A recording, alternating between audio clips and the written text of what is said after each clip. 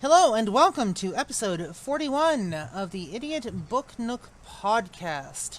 We are three ADHD-addled brains who try to stay on track while reading and having analytical discussions about whatever book we are reading. My name is He's a Blazewing. squirrel. My name is Blazewing. I am the Reading Dragon, and my pronouns are she, her. Blazewing, what are your pronouns? She, her, and they, them. My name's Lady Punnet. My pronouns are primarily she, her. Sometimes they, them. Today is a she, they kind of day. If you would like to follow us on social media, you can do so at lanktr.ee/idiotbooknook. You can find links to our website, links to all of our socials, and you can even find our Crimson Entertainment YouTube, as well as our podcast feeds. Links to all of our podcast feeds, including Anchor, where you can leave us voicemail messages if you want to, and we would love to be able to do a listener feedback episode and interact with you guys in one more way than we normally do here on Twitch, when we stream on Wednesday mornings at 9 a.m. Mountain Time. We're getting into chapter 25 of The Amulet of Samarkand, the first book in the Bartimaeus Trilogy, and we're going to get right into it because we're on a bit of a time crunch today, so apparently fish face, I guess, for those of you watching the video feed of this. I have no idea what's going on. Cool. We usually just sit here and look pretty when you talk. So it does not always bring the serotonin. It looks like we're still on Bartimaeus, and let's do this. Narrator. The Bartimaeus Trilogy, Book 1, The Amulet of Samarkand, written by Jonathan Stroud, narrated by the Reading Dragon, voice acted by the Reading Dragon, Blazewing 2010, and Lady Punnet. Chapter 25. And Jabor, too, I added. How nice of you to come. So am I both Jabor and Farquaad? Oh, I don't know who's reading this line. Me neither. It just says, who was the cook? I can, I suppose. It's been a while since we've done them, so Yeah. we thought you might be feeling a little. We thought you might be feeling lonely, Bartimaeus. The nearest raven, the one with the bleeding wing, gave a shimmy and took on the semblance of the cook. His arm was badly gashed. Oh, no, I've had plenty of attention. So I see. The cook walked forward to inspect my orb. Dear me, you are in a tight spot. I chortled unconvincingly. Witticisms aside, old friend. Perhaps you could see your way to helping me out of here. I can feel the tickle of the barrier pressing in. The cook stroked one of his chins. A difficult problem, but I do have a solution. Oh, good! You could become a flea or some other form of skin mite, and that would give you another precious few minutes of life before your essence is destroyed. Thank you. Yes, that is a useful suggestion. I was gasping a little here. The orb was drawing very near. Or perhaps you could disable the orb in some way and set me free. Imagine my gratitude.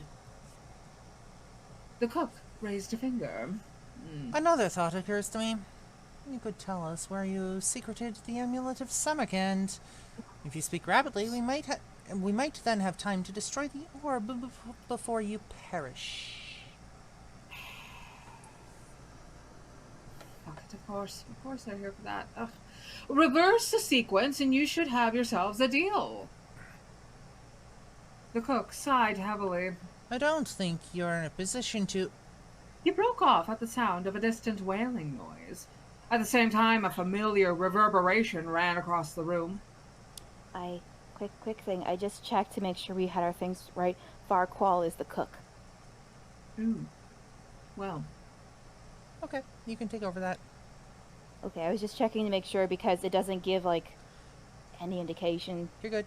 You can take over that role. Sorry. You're good. Okay. Where were we? Portal's about to open. yeah. A portal's about to open, I said hastily. The far wall. Farquhar looked at the other raven, still sitting on its pillar, examining its claws. Jabor, if you would be so kind. The raven stepped forward into space and became a tall, jackal-headed man with bright red skin. He strode across the room and took up position against the far wall, one leg forward, one leg back, both his hands outstretched. The cook turned back to me. Now, Bartimaeus. My cuticle was beginning to singe. Let's cut to the chase, I said. We both know that if I tell you the location, you'll leave me to die. We also know that, with that being so, I'll obviously give you false information just to spite you. So anything I say from in here will be worthless. That means you've got to let me out. Farquhar tapped the edge of my pillar irritably. Annoying, but I see your point. And that wailing sound is sure to be an alarm, I went on. The magicians who put me here mentioned something about legions of Horlas and Utaku. I doubt even Jabor can swallow them all. So perhaps we could continue this discussion a little later? Agreed. Farquhar put his face close to the orb, which was now scarcely more than tangerine size. You will never escape the tower without us, Bartimaeus. So do not try any tricks just yet. I must warn you that I had 2 orders in coming here. The first was to learn the location of the amulet. If that is impossible, the second is to destroy you. Oh. I needn't tell you which will give me greater pleasure. His face withdrew. At that moment, the oval seam appeared in the back wall and broadened into the portal arch. From the blackness, several figures began to emerge. Pale-faced Horlas, holding tridents and silver nets in their stick-thin arms. Once beyond the portal, the protective shields around their bodies would become invulnerable. While passing through, however, the shields were weak and their essences momentarily exposed. Jabor took full advantage of this, firing off 3 rapid detonations in quick succession. Good show. Bright green explosions engulfed the archway. Twittering piteously, the Horlas crumpled to the ground, still half in and half out of the portal. But behind came another troop. Stepping with fastidious care over the bodies of their fellows, Jabor fired again. One moment. Footnote. Yes. Do you want to take it since I seem to have more speaking roles this time around? Go for it. No? Okay. Horla, a powerful subclass of Jinn. To a human, Horlas appear as shadowy apparitions that cause madness and disease. To other Jinn, they radiate a malicious aura that saps our essence. Well, fuck. That's nasty. That's a lot of big words. Yep. Farquhar, meanwhile, had not been idle. From a pocket in his coat he drew forth a ring of iron, about the size of a bracelet, soldered to the end of a long metal rod. I viewed the ring warily. Almost as much as silver, iron does not do a Jinn any good. People have been using it to ward off our influences for millennia. Even horseshoes are considered lucky because they are made of iron. That's just iron. And what do you expect me to do with that? I asked. Leap through it, of course. Imagine you're a trained dog in the circus. Not hard for you, I'm sure, Bartimaeus. You've tried most jobs in your life, in your time.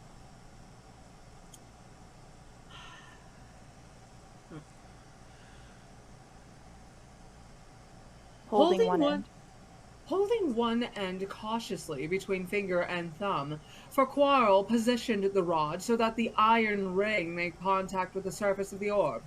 With a violent fizzing, the lines of the barrier diverged and arched around the edge of the ring, leaving the gap within it free. Ooh. Lovelace has specially strengthened the ring to enhance the magical resistance of the iron. For Quarrel went on. But it won't last long, so I suggest you jump fast. And he was right. Already, the edges of the ring were bubbling and melting under the power of the orb. As a beetle, I didn't have room to maneuver, so I summoned up my remaining energy and became a fly once more. Without further ado, I did a quick circuit of the orb to build up speed and, in a flash, shot through the molten ring to freedom! Marvelous. Quarrel said. If only we had a drum roll accompaniment. Oh, shove off. The fly landed on the floor and became a very irritable falcon. It was dramatic enough for me, I assure you, I said. And now... For Quarrel tossed the remains of the ring to the floor. Yes, we'd better go. A silver-headed trident shot through the air and clattered between us across the flagstones. Up by the portal, now half-choked with Horla corpses, Jabor was steadily retreating. A new wave of guards, Utaku mainly, advanced behind a strong collective shield which repelled Jabor's steadily weakening detonations and spun them away around the room. At last, a Horla won free of the portal, and with its armor fully formed, came creeping around the edge of the shield. Jabor fired at him. The blast hit the Horla in his spindly chest and was completely absorbed. The Horla gave a wintry smile and darted forward, spinning his net like a bola. For Quarrel became a raven and took off effortfully, one wing laboring through the air. My falcon followed him, up toward the hole. A net passed just under me. A trident buried its prongs in the wall. Jabor! For Quarrel shouted. We're leaving! I snatched a look below. Jabor was grappling with the Horla, his strength seemingly undiminished, but countless more kept coming. I concentrated my efforts on reaching the hole, for Quarrel had already vanished within it. I ducked down my beak and plunged in too. Behind me, a colossal explosion rocked the room, and I heard the savage fury of the jackals cry. In the narrow, pitch-black tunnel, for Quarrel's voice sounded muffled and, strange. We're nearly out. Being a raven would be most appropriate from now on. Why? There are dozens of things out there. We can mingle with the flock and gain time while we make the walls. Loath as I was to follow for Quarrel's advice about anything, I had no idea what we were up against outside. Except from the tower. Escape from the tower was the priority. Escape from him would come later. So I concentrated and shifted form. Have you changed? Yep. It's not a guise I've tried before, but it doesn't seem too difficult. Any sign of Jabor behind us? No. He'll come along. Right, the opening to the outside is just ahead. There's a concealment on the exit hole, so they shouldn't have spotted it yet. Fly out fast and go straight down. You'll see a kitchen yard where the ravens congregate to gather scraps.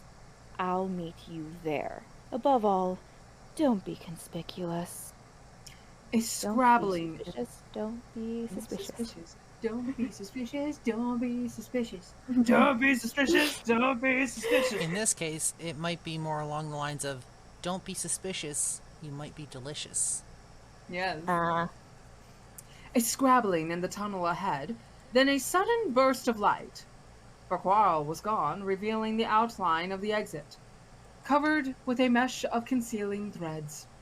I hopped forward until my beak hit the barrier, pressed against it, and pushed my head through into the cold November air. Ah, freedom.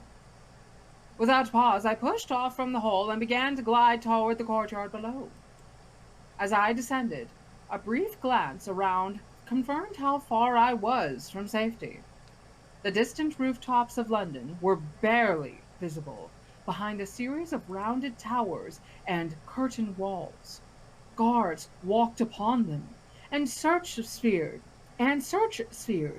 moved randomly through the sky. The alarm had already been raised. From some eyrie high above, a siren was wailing, and not far off, within this innermost courtyard, battalions of police were running toward an unseen point. I landed in a little side yard cut off from the general panic by two outbuildings that protected from the body of the main tower. The cobbles of the yard were covered in greasy scraps of bread and bacon rind, and by a hungry, cawing flock of ravens. One of the ravens sidled over. You idiot, Bartimaeus. What? What's up? Your beak's bright blue. Change it.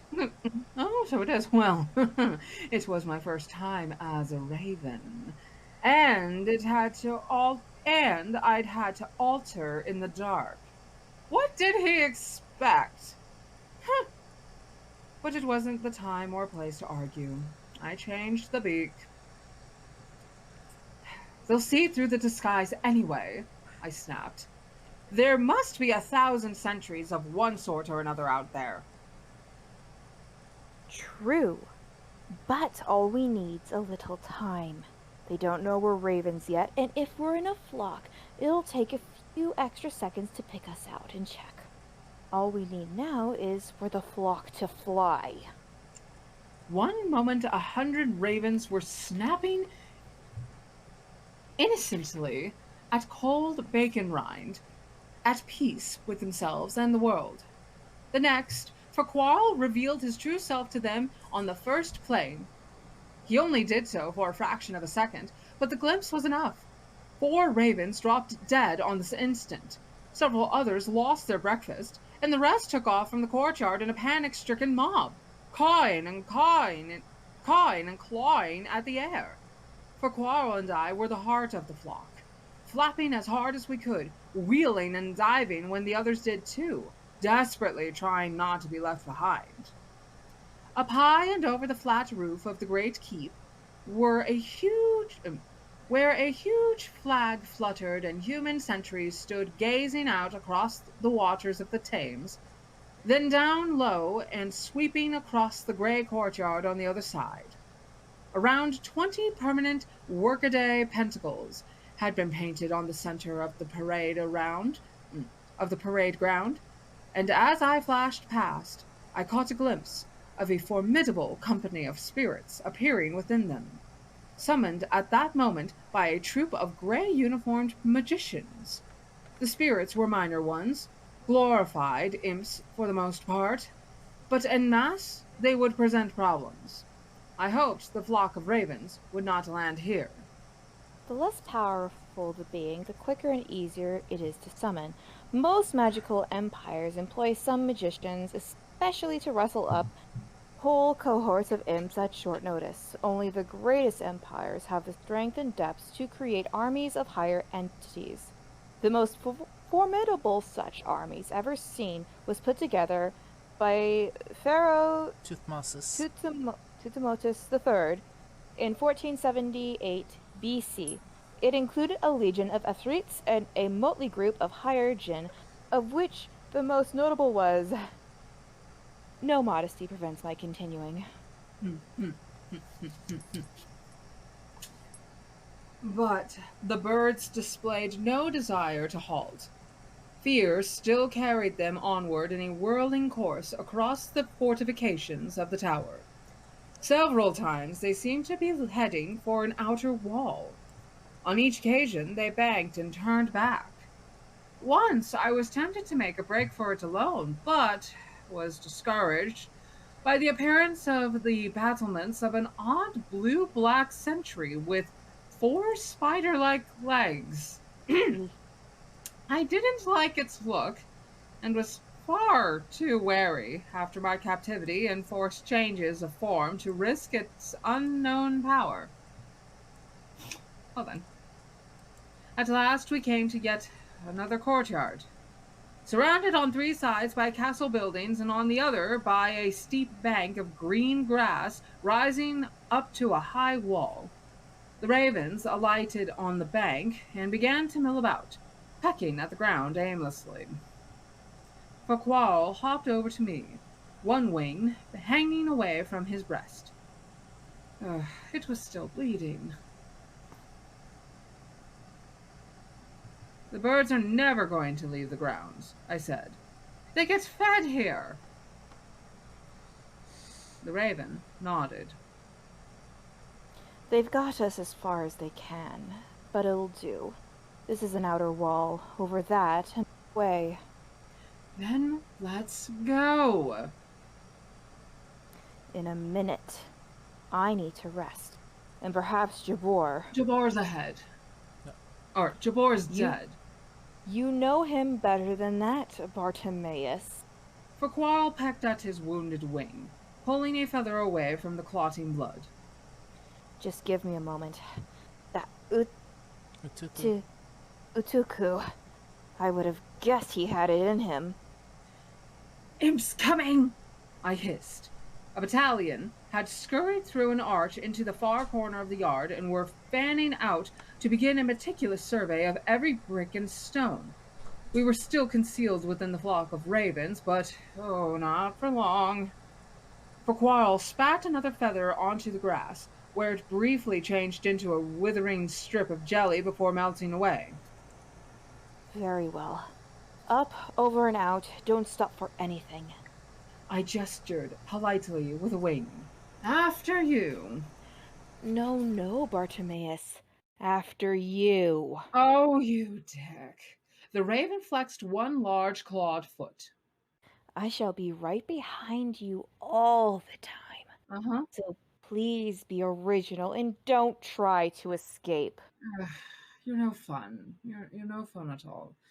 You have a horrid, suspicious mind. The imps were creeping nearer, sniffing the ground like dogs. I took off and shot up toward the battlements at speed. As I drew level with them, I perceived a sentry patrolling the walkway. It was a small foliot with a battered bronze horn strapped to the side of his head. Unfortunately, he perceived me too. Before I could react, he had swiveled his lips to the mouthpiece of the horn and blown a short, sharp blast, which instantly triggered a wave of answering signals from along the wall, high and low, loud and soft, away into the distance. That did it. Our cover was well and truly blown. I weaved at the sentry, talons grasping. He gave a squeak, lost his balance, and tumbled backward over the ledge of the wall. I shot across the battlements, over a steep bank of tumbled black rocks and earth, and away from the tower into the city. No time to lose, no time to look back. I flapped onward, fast as I could. Beneath me passed a broad gray thoroughfare, heavy with traffic. Then a block of flat-roof garages, a narrow street, a slab of shingle, a curve of the Thames, a wharf and steel yard, another street. Oh, hey, this wasn't too bad. With my customary panache, I was getting away. The Tower of London must already be a mile back. Pretty soon I could. Oh, I just had to. I looked up and blinked in shock. What was this? The Tower of London loomed ahead of me. Groups of flying figures were massing over the central keep. I was flying back toward it? What? Something had gone seriously wrong with my directions. It's great perplexity. I did a U-turn. In great perplexity, I did a U-turn around a chimney and shot off again in the opposite direction. Farquhar's voice sounded behind me. Bartimaeus, stop! Didn't you see them? I yelled back over my wing. They'll be on us in moments. I rebounded my speed, ignoring Farquhar's urgent calls.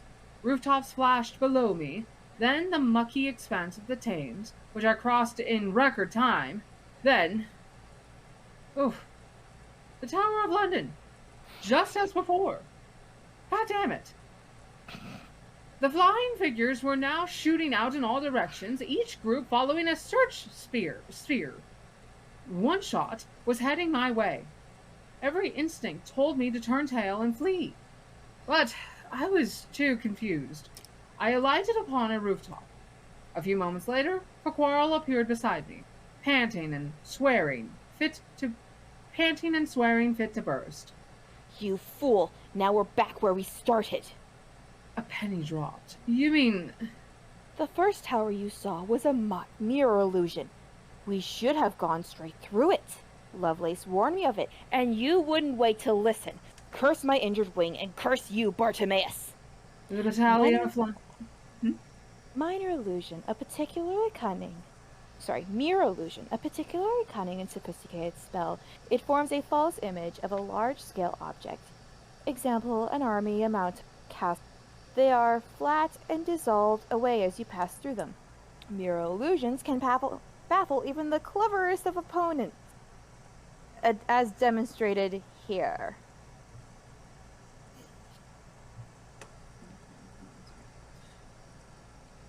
The battalion of flying djinn was crossing the outer walls. Barely a street's distance separated us. Farquhar hunched dismally behind a chimney. We'll never outfly them. Inspiration came. Then we won't fly. We passed some traffic lights back there. So, what? Farquhar's normal urbanity was wearing a little thin.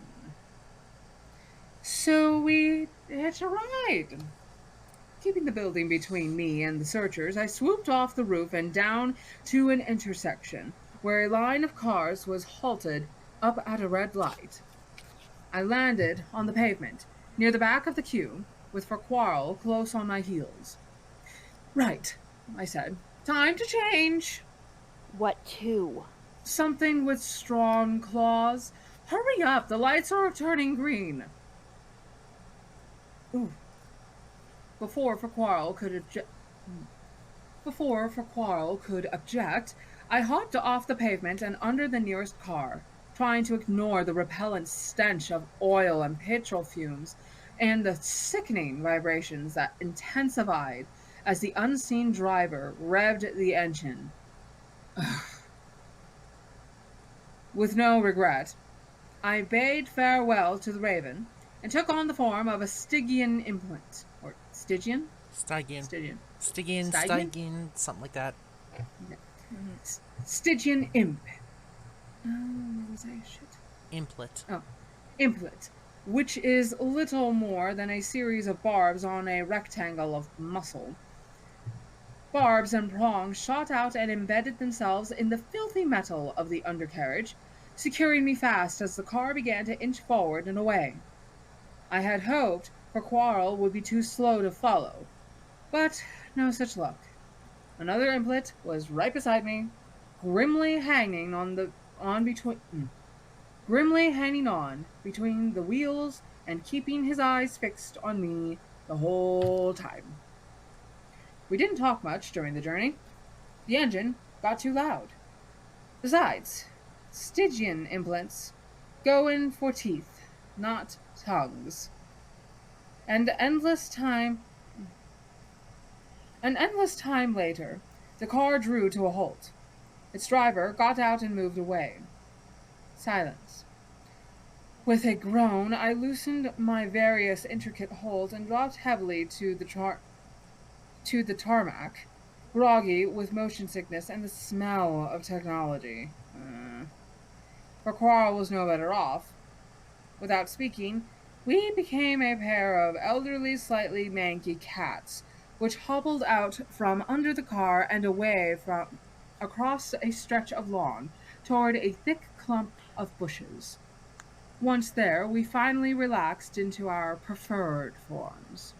Many modern products, synthetic plastic, metal alloy, the inner workings of machines, carry so much of the human about them that they affect our essence if we get too close for too long. It's probably some sort of allergy. The cook sank down upon a tree stump. I'll pay you back for that, Bartimaeus. He gasped. I've never had such torture. The Egyptian boy grinned. I got us away, didn't I? We're safe. One of my prongs punctured the petrol tank. I'm covered with the stuff. I'll come up in a rash. Quit complaining. I squinted through the foliage. A residential street. Big semis, lots of trees. There was no one in sight, except for a small girl playing with a tennis ball in a nearby drive. We're in some suburb, I said. Outskirts of London or beyond. Quarrel only grunted. I cast a sly side glance. He was re-examining the wound Batsuk had given him. Looked bad. He'd be weakened.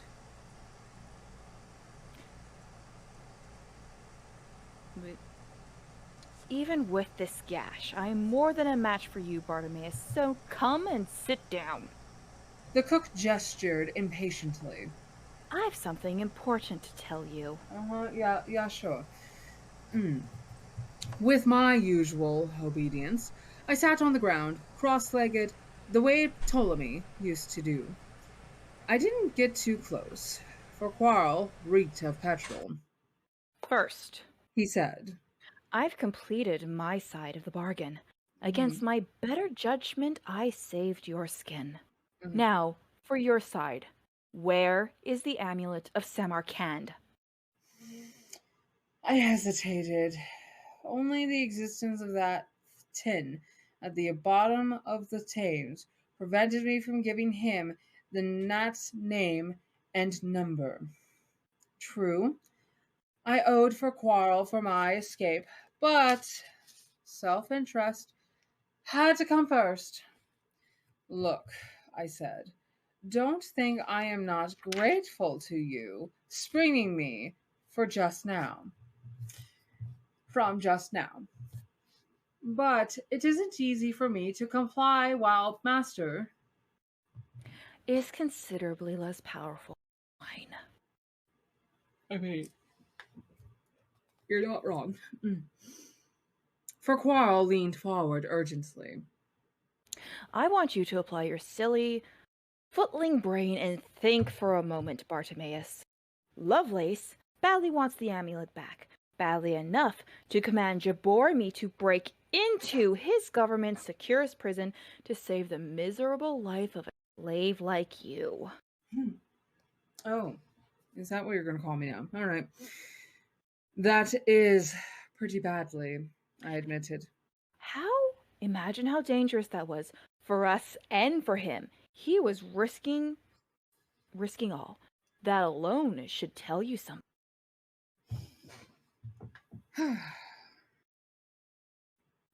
So what does he need the amulet for? I said, cutting to the chase. Ah, that I can't tell you.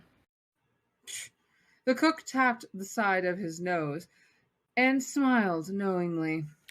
But what I can say is that you would find it very much in your interest, Bartimaeus, to join with us on this one. We have a master who is going places, if you know what I mean. I sneered. All magicians say that. Going places very...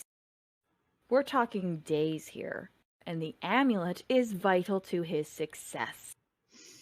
Maybe, but will we share in his success? I've heard all of this type of gruff before. The magicians use this to gain more power for themselves and then simply redouble our bondage. What do we get out of it? I have plans, Bartimaeus. Yes, yes, don't we all? Besides, none of this changes the fact that I'm bound to my original charge. There was a severe... There are severe penalties. Penalties can be endured. Farquhar slapped the side of his head in frustration. My essence is still recovering from the punishments Lovelace inflicted when you vanished with his amulet. In fact, our existence. And don't pretend to apologize, Bartimaeus. You don't care in the least. Our existence here is nothing but a series of penalties. Only the cursed magicians themselves change, and as soon as one drops into his grave, another springs up, dusts off our names, and summons us again. They pass on. We endure. I shrugged. I think we've had this conversation before. Great Zimbabwe, wasn't it? Farquhar's rage subsided. Finally. He nodded. Maybe so, but I sense change coming, and if you had any sense, you'd feel it too. The waning of an empire always brings unstable times. Trouble rising from the streets, magicians squabbling headlessly, their brains softened by luxury and power. We've both seen this often enough, you and I. Such occasions gave us greater opportunities to act. Our masters get lazy, Bartimaeus. They give us more leverage. Hardly. Lovelace is one of those. Yes, he's strong all right, but he's reckless. Ever since he first summoned me, he has been frustrated by the limitations of his ministerial role. He aches to emulate the great magicians of the past, to daunt the power with his achievements. As a result, he worries away at the strings of power like a dog with a moldy bone. He spends all his time in intrigue and plotting and in ceaseless attempts to gain advantages over his rivals. He never rests, and he's not alone either.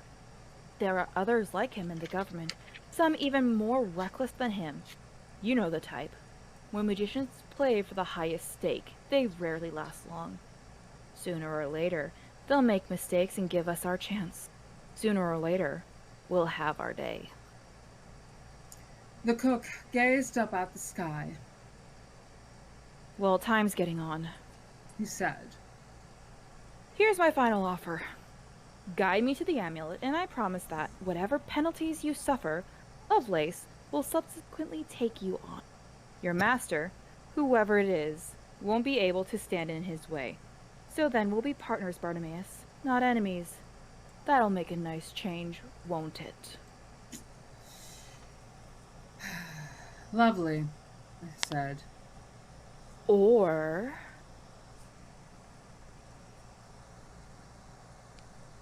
Oh, sorry. Farquhar placed his hands in readiness on his knees. You can die here and now in this patch of undistinguishable suburb scrub. You know you've never beaten me before. Chance it has always saved your bacon. It won't this time. Chance, or as I prefer to think of it, my own quick-wittedness. But it was true. Can you not? But it was true that somehow I'd always managed to avoid a full-on fight. Sorry, cat. Kitten. Yes, kitten that put his claws straight into my pinky. Ooh. With all of his weight on it. Ooh. And I bet you he's a chonker. He is. Oh. He weighs about 16 pounds. Holy shite. Anywho, where was I? As I was considering this rather weighty statement and debating how best to run, we were interrupted. With a small leafy crashing, something came down through the branches and bounced gently at our feet. A tennis ball. Farquhar leaped off the stump, and I sprang to my feet. But it was too late to hide. Someone was already pushing her way into the center of the copse? Cops, I think. Copse. To the copse. It was the little girl I had seen playing in her drive. About 6 years old, freckle-faced, tassel-haired, a baggy t-shirt stretching down to her grubby knees. She stared at us, half fascinated, half alarmed. Whew. For a couple of seconds, not one of us moved. The girl looked at us. Farquhar and I stared at the girl. Then she spoke. You smell of petrol. She said the girl. We did not answer her. Farquhar moved his hand, beginning a gesture. I sensed his regretful intention. Oh, no, you don't. Oh, no. Why did I act then? Pure self-interest.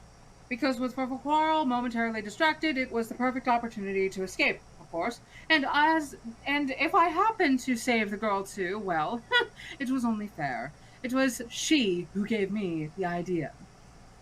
I lit a small spark on the end of one finger and tossed it at the cook. A soft noise, like a gas fire being ignited, and Farquhar was an orange-yellow ball of flame. As he blundered about, roaring with discomfort, setting fire to the leaves around him, the little girl squealed and ran. It was good thinking. I did the same. Only without squealing, obviously. Obviously. And in a few moments, I was in the air and far away, hurtling at top speed toward Highgate and my stupid, misbegotten master. He's gonna get it. And that ends chapter 25 of the Amulet of Samarkand. So, what are our thoughts? Okay, first and foremost, it is confirmed. Bartimaeus has a soft spot for children. Yep. Yes. Absolutely. Because here's the thing, I think the visage of the young boy was when he first met him. Mm-hmm. So as time went on, he slowly tolerated him because I met you when you were a kid. Yep. I knew you weren't a kid. Yep. I will deal with you as a kid. Mm-hmm. And with Nathaniel, he's like, you're a kid. You're an annoying kid. You're not my master, which is annoying, but you are a kid. Even if it would serve my own self-interest, I'm not going to tell them your name because you're going to put me in times. Yep. This little girl who appeared, who we don't have the name for, who we only know is about 6 years old, was about to get killed by Farquhar. Yeah. And Bartimaeus is like, no. So this is a perfect chance for me to escape, not just because I could possibly save this little girl from a sudden death. Don't forget that at least some part of that is self-serving too. He had a chance to escape and possibly have somebody owe him their life. Yeah. That being said, like, I will agree. He has a soft spot for kids. Yeah. Because I picture if Nathaniel was like some kind of arrogant adult, he would have been like, oh yeah, sure. So his name's Nathaniel. His master is Mr. Underwood. I don't know shit about what's going on there, but I hid the Amulet of Samarkand in the master's study. Yeah, if Nathaniel had already been 18 when that bullshit happened. Mm-hmm. Bah. Yeah. So another thing, few things. We got to. Unfortunately, I thought Jabor would have more speaking lines. Jabor didn't say shit. I mean, no. Jabor's dead too. I'm pretty sure. He's either dead or he like went back to the place. See, I thought that it was going to be Jabor fumbling through the bushes, but nope, it was just a happenstance tennis ball by the little girl. See, I'm pretty sure Jabor's dead. He didn't leave with them. Yeah, he's probably capable of handling himself, but the way that was set up, that one of these hordas, I think they were called, got through the gate. His shields went up, which was basically stated that made him invincible.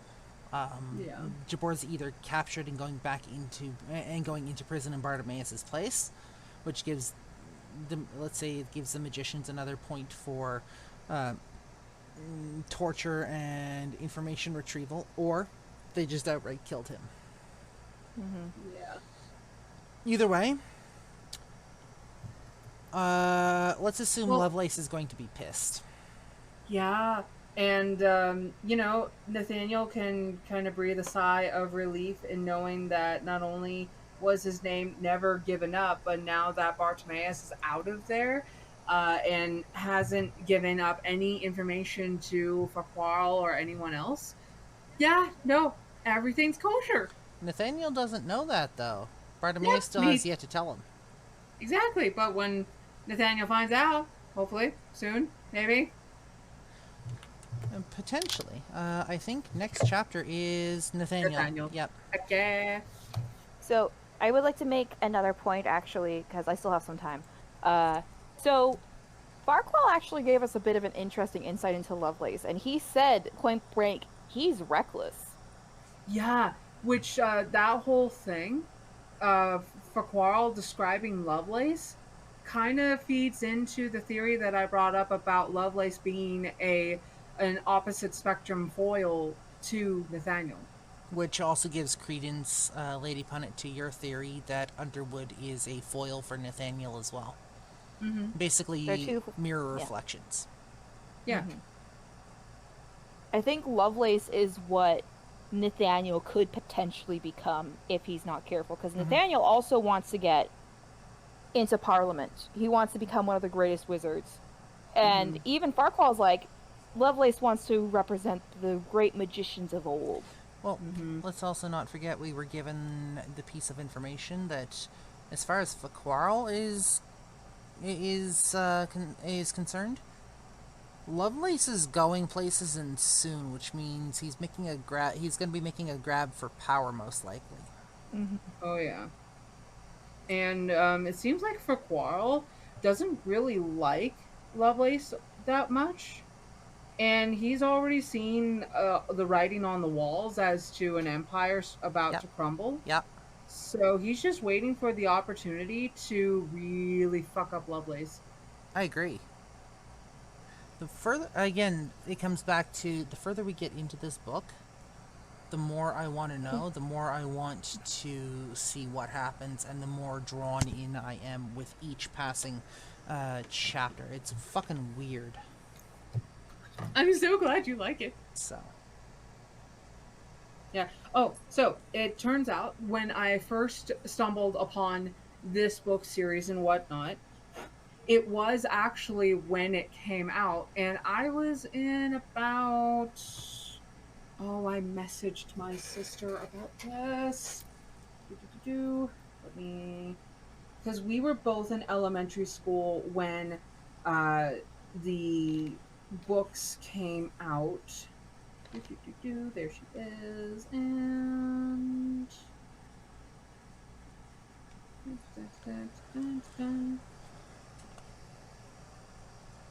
But yeah, no, I just... This book continues to pull me in, so...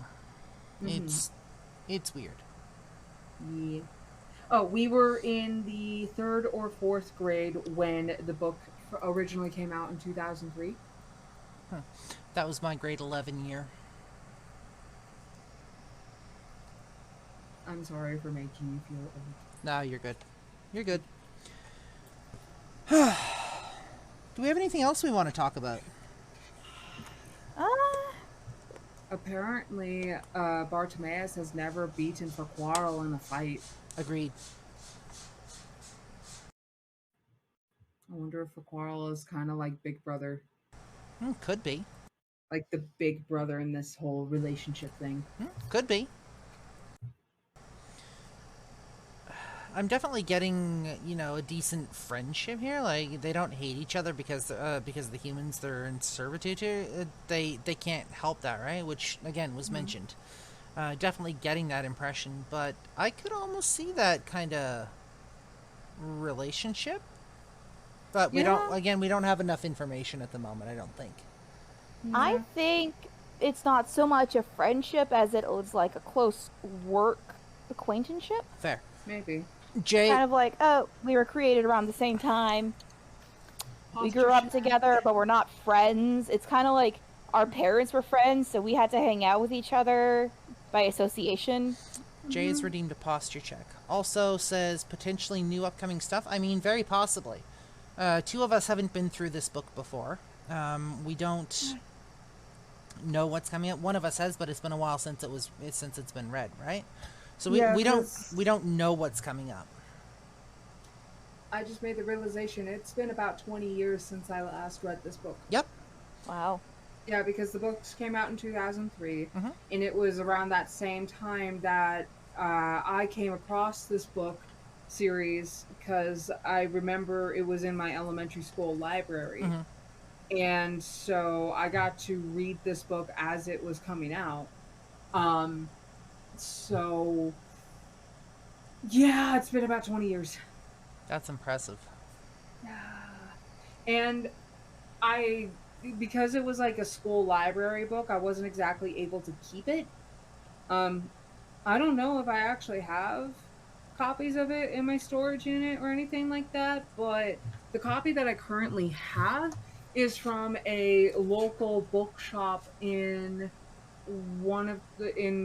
basically it's a local bookshop where I live. Mhm. And I was able to get this and the second book as sort of I think this was a birthday gift from my ex RJ, because RJ and I, we would go out on a lot of adventures and dates, and we would also go to a lot of like old bookshops and whatnot because we both like reading. And he brought me to this place because he really liked this bookshop, and I stumbled upon these and got super excited, so he got me these for my birthday. Cool.